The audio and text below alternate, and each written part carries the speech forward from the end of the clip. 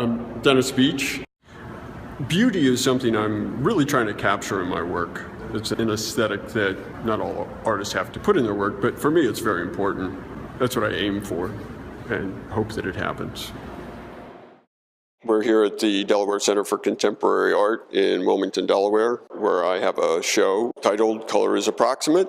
I kind of chuckle at where that name came from. In my studio, in a dark corner, there's cans of regular house paint that I don't use on my work, but on the top is a sticker that says Color is Approximate.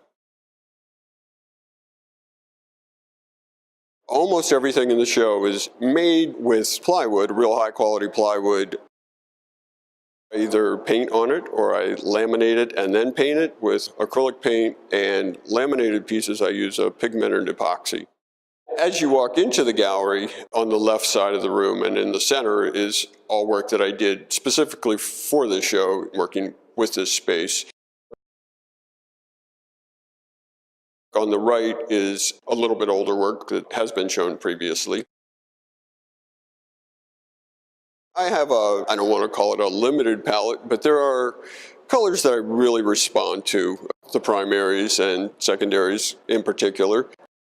I've always wanted to use a strong pink. I never was able to come up with one I liked a lot, but I did in the past year or two. And you see a fair amount of that in here, and it is perhaps a noticeable difference in my work. How I paint the surfaces, I could spray things. I want a smooth finish, but I found that wasn't exciting when I tried doing that. So I do brush everything, but I want it to be smooth and consistent. I usually like the wood to show through a little bit, so I add a lot of medium to it. I think there's a feeling I want to happen with a piece. When you use a lot of color, not in a representational way, I think that can be the key to both the way it makes me feel and the way that when you're looking at the piece, something can happen at a perhaps deeper level. Dennis told me that he joined the Navy out of high school and once was assigned to watch gauges all night. He got so bored he took out a $5 bill and started trying to draw Lincoln. It came out so well that his buddies soon wanted him to draw their girlfriends. He soon learned, though, that he didn't enjoy it when he was doing art for somebody else. To make it more his own, he drew a spider into one girl's hair. Dennis eventually went to the Maryland Institute College of Art and abandoned recognizable imagery altogether. The type of abstraction that I'm most drawn to and use in my work, it's not the abstracted from a representational thing. If something starts to look like something, I kind of reject that. I want it to invoke a feeling more than a representation. I have a couple kinetic sculptures in this show. I really like to work with motion. Both of these pieces are from a continuing series, the Spins series, propelled by solar cells and propellers. For the first time I've used a mirrored plexiglass. Of course, the whole idea of reflection is such a deep-rooted subject. Reflect on ourselves, reflect on the rest of the world. I am playing with parts, the solar cells, little propellers and electric motors and wires. It's fun. That connection to what I did as a kid, making model airplanes, model boats. When I was a kid, children had these little beanies with propellers on top. Did you ever have one of those? I did not. I like the idea of them, but it never fit into my look.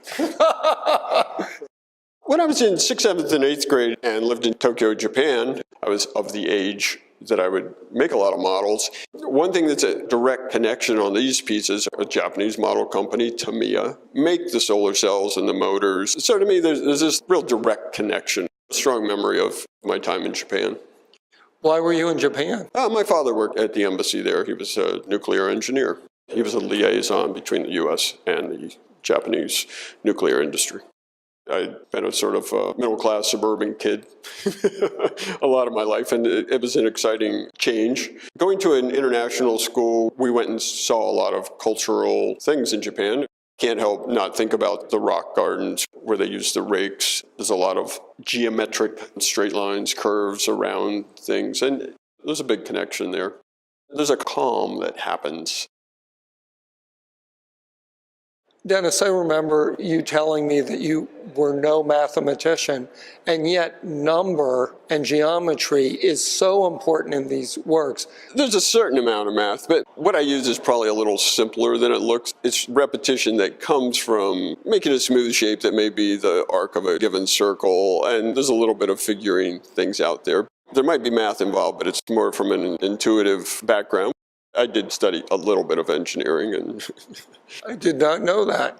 yeah, I was in University of Maryland many years ago for a couple of years in that, but my heart wasn't in it, which is why we'll just say I left.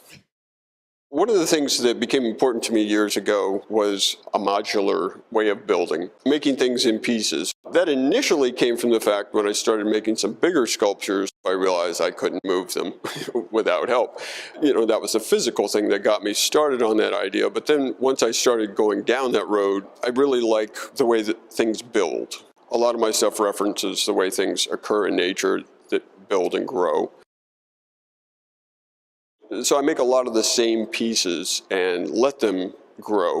Well, how do you pick how many units for a particular sculpture?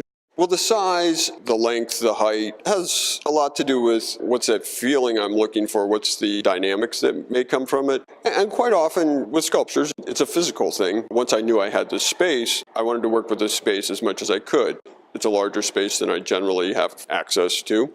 Not to compare to Brancusi's Endless Column, but that's a piece that I paid a lot of attention to when I was younger. Always loved it. It's actually not an endless column. It could be an endless column. Most of my work, because of the modular construction, could go on.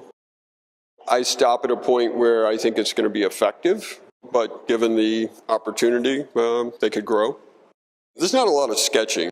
Once an idea comes up, and quite often it's from a past piece, thoughts I had when I was making that, I pretty much go to the scrap box or I start cutting out shapes out of pieces of wood. That's when I play with things. I have an idea and maybe I'll make a small maquette, or I may even just fool with full-size pieces, and that's where I start laying things down on the floor or coming up with how close they'll go to each other, spacing. And that's really just one of the many fun parts of it, almost like playing with blocks. For this particular show, knowing the space I had over a year before it happened, I did keep in my mind what I'm making, how it's going to fit together. And at one point I laid out as much of it as I could in my studio to start picturing how things would work. My studio is not as big as here, so many of the pieces I could not see in their finished state until they were actually in the space, which made it kind of exciting and a little scary. For you art lovers out there, the only scary thing is that Dennis's show ends on May 17th, so you better get moving. And don't be lazy. I came all the way from Ocean City, and these people came from Elmira, New York. We walked in here, and we are just awestruck